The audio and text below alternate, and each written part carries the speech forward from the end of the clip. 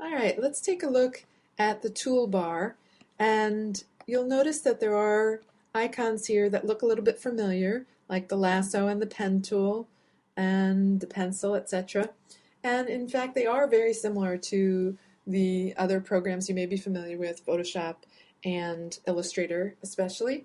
But Flash has some unique tools, and also the tools don't behave exactly the way you might expect them to. So let's start to take a look at them from simple to complex, beginning with these color chips right here. Unlike Photoshop, these don't represent foreground and background. By default, we're given this white background.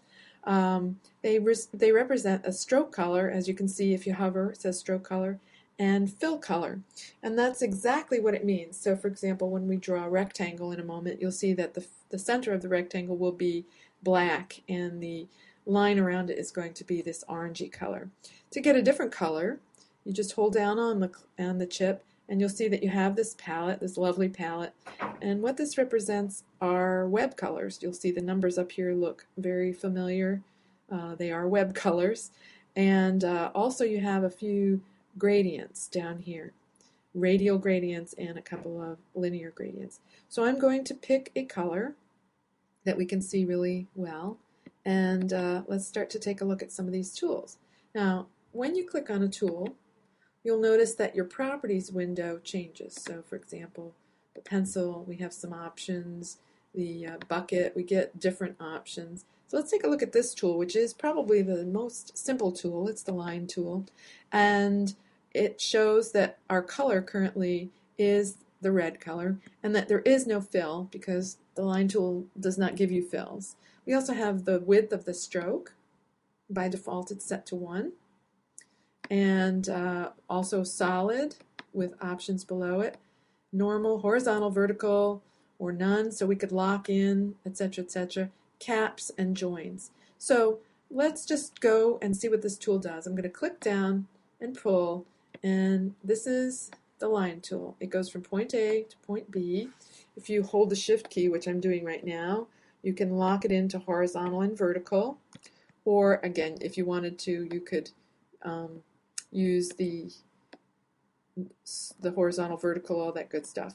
But so let's start by changing the size. Get a nice fat line here.